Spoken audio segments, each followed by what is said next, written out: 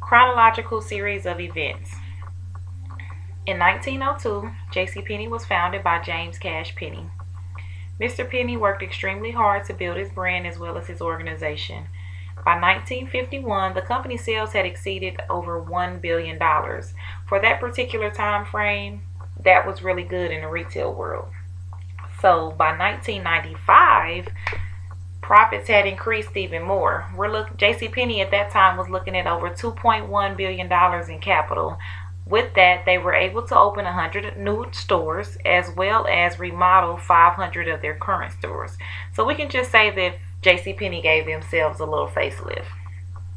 By 2002, Mike Oldman became CEO of JCPenney. Now, Mike Oldman, he worked extremely hard to build the brand as well as Mr. Penny for JCPenney. He built the brand. He made sure that he had the right merchandise, and he was able to bring in ample amount of profit during his time as CEO. And between the years of 2005 and 2008, JCPenney had their sales were at $200 per share. Now, at this time, for a retailer to have $200 per share, that was really good. You have to keep in mind that JCPenney had several competitors out there. Just to name a few, we have Montgomery Ward's, who was one of JCPenney's biggest competitors, who had prior to 2005 had shut down. I think Montgomery Ward's went out of business maybe between 91 and 2003, maybe they went out of business, but they were a huge competitor of JCPenney.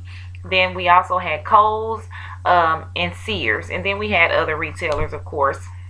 By 2008, we had a recession. So as we all know, when a recession hits, it affects everybody, not only the people, but as well as the retailers and other industries. If the people don't have money, they don't have money to spend at the retailer. So recovering from a recession, it does take time, but the 2008 recession did not help JCPenney at all. In November 2011, Ron Johnson was hired as the CEO for JCPenney. Now, Ron had an extensive background, and just to kind of give you an idea of what John did prior to becoming CEO of JCPenney, he was the Vice President of Merchandising for Target. He had also worked for Apple as the Senior Vice President of Retail Operation.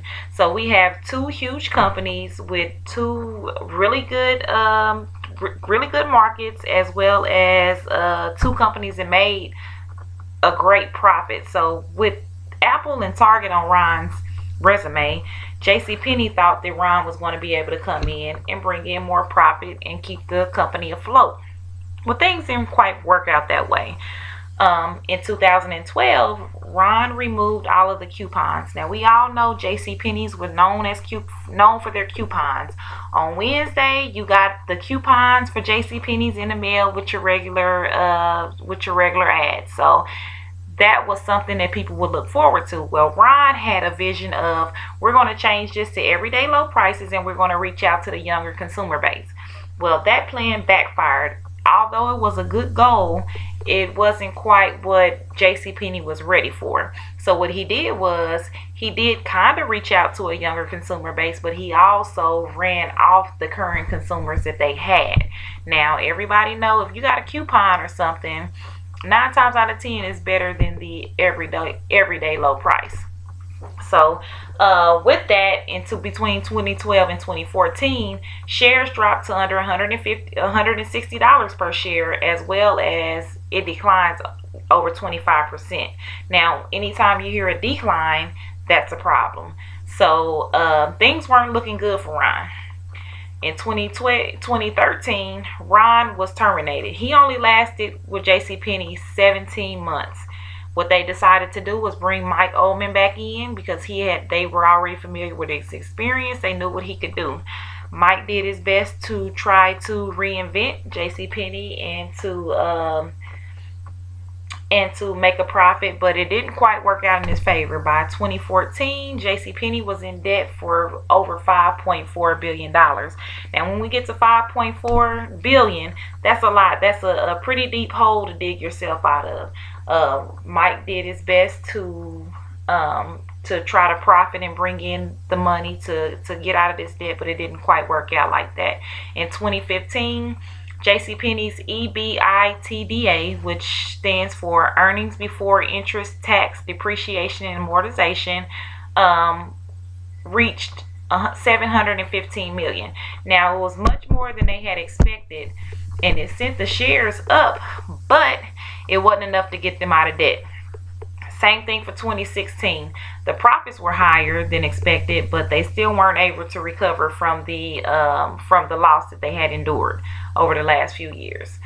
By last month, 2017, February, Jcpenny announced that 140 stores are going to be closing down within the next few months. What does that mean for us? That means that we can probably catch some pretty good deals and some good sales in there, but it also saddens me because I used to shop at Jcpenny for different items, and now they're going to be closing. So it's like a lot of them here in Dallas are closing, so I'm going to have to drive all the way across town to get to a Jcpenny, or it may not be a Jcpenny here at all for me to shop at.